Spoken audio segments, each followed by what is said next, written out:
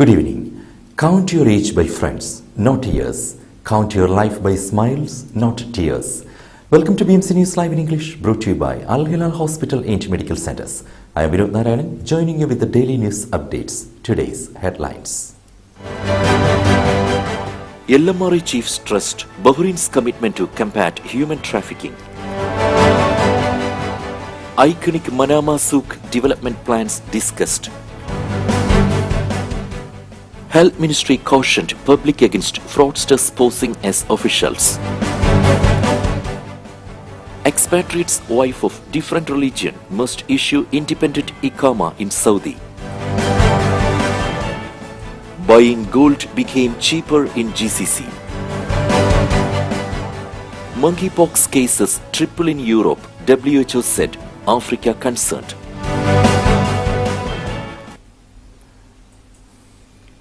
News in detail.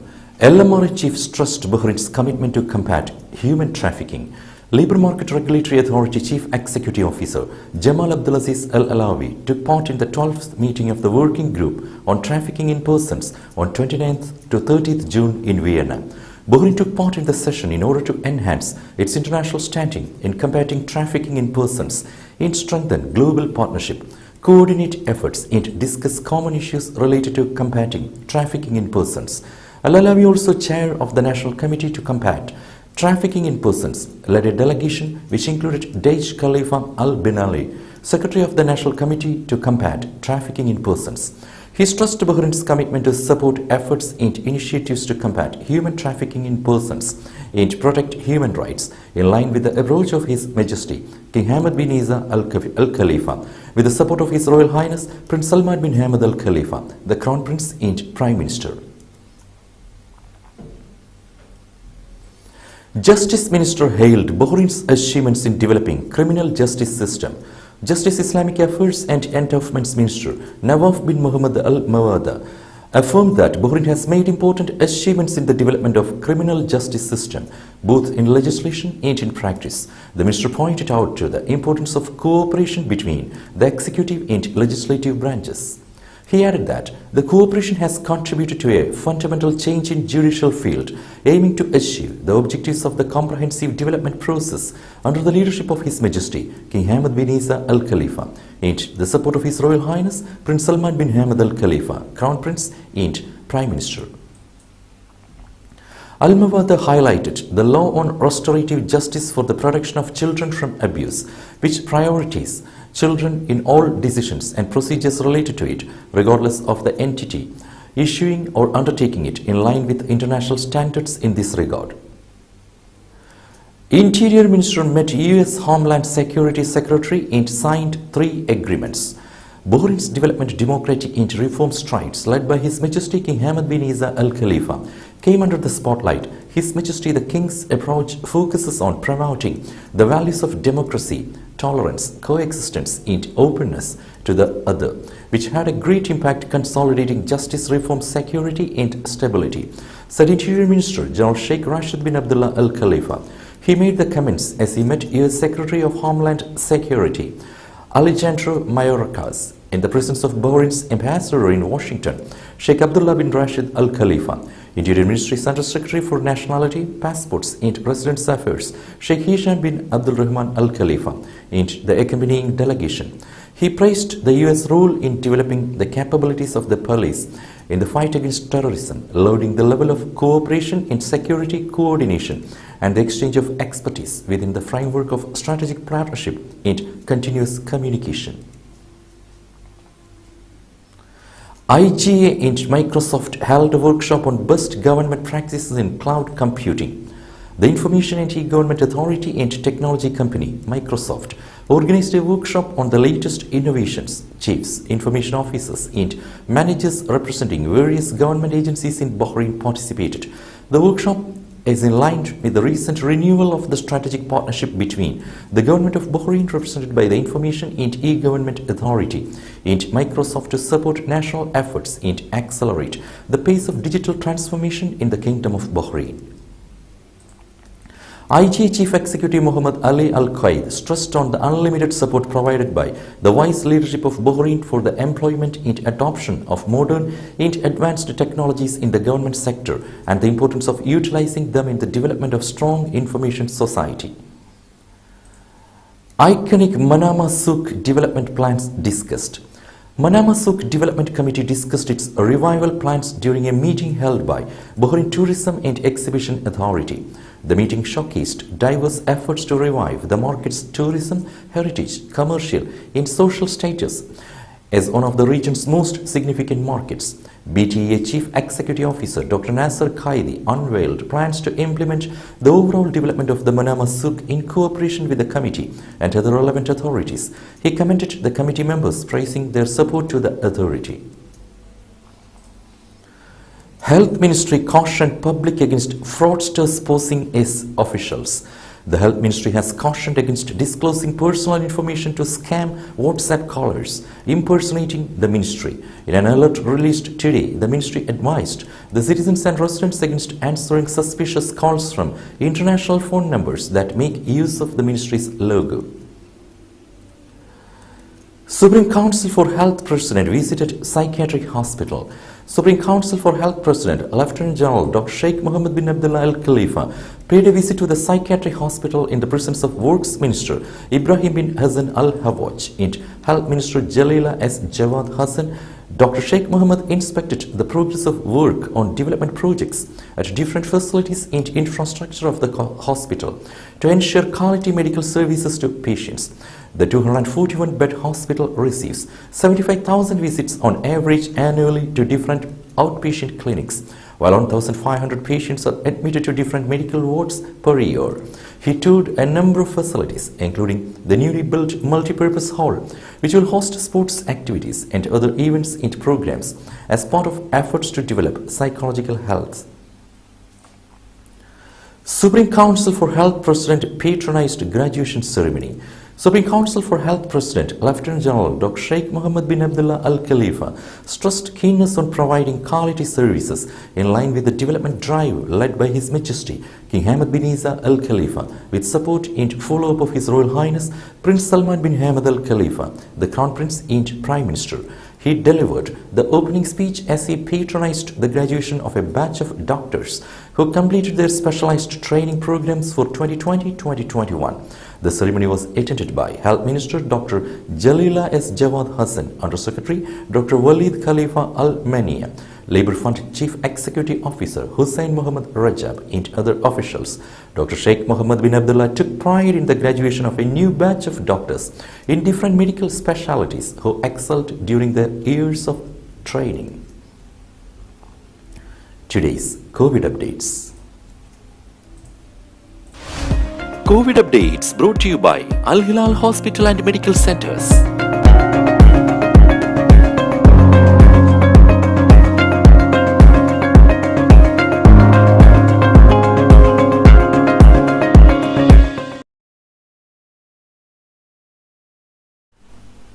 Al Hilal Healthcare Group organized a free medical camp for Kabaddi tournament conducted by Bahrain Pratibha Association. In the event, in which about 500 people participated, the following services were provided: first aid support, ambulance service, mini comprehensive body checkup vouchers, vitamin D checkup vouchers, and drinking water bottles.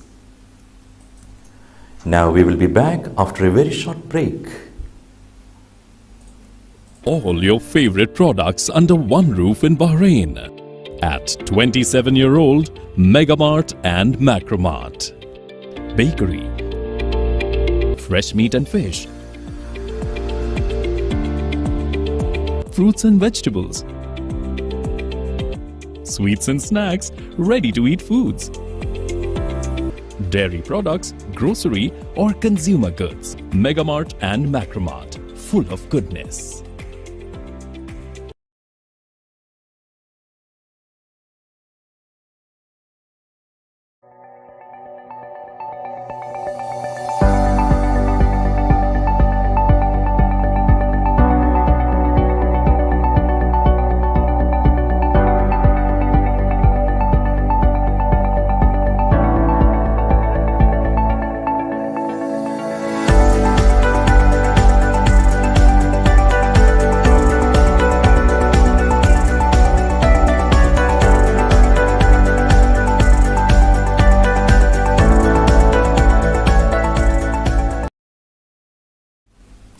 Welcome back.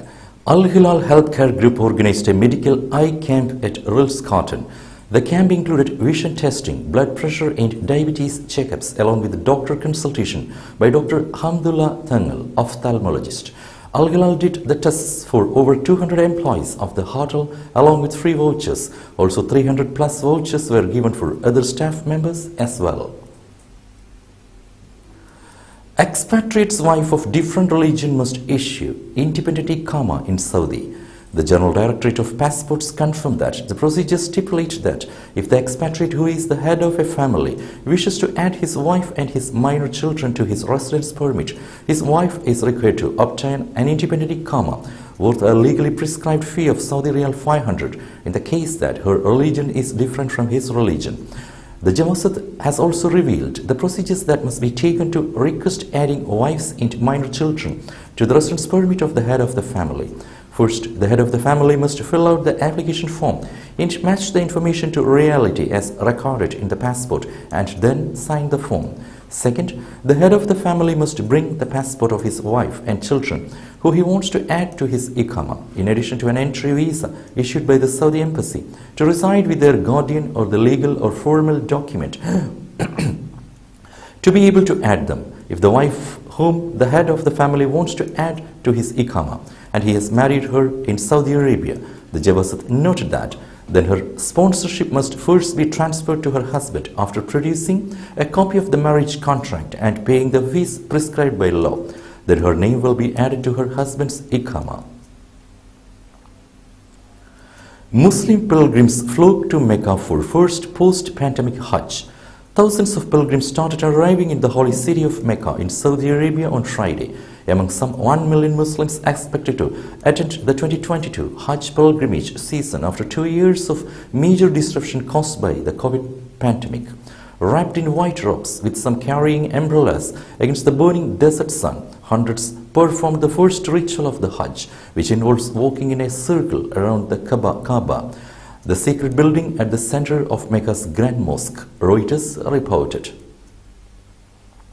Saudi Arabia, home to Islam's holiest sites in Mecca and Medina, allowed back foreign travelers this year to perform the Hajj. Only a few thousand Saudi citizens and residents attended the annual pilgrimage in the last 2 years as COVID-19 wreaked havoc across the global economy and curtailed travel. Emirates ID changes must be reported within 1 month. The Federal Authority for Identity, Citizenship, Customs and Ports Security has affirmed that the Emirates ID card holder must report any change in his or her details on the card to the competent department in ICP within 1 month from the date of change. Applying for updating the mobile phone data and address necessitates the owner of the ID card to be present on the country, and the application is not accepted if the owner is outside the country. 7 categories in captive bred falcons auction at Abu Dhabi International Hunting and Equestrian Exhibition 2022.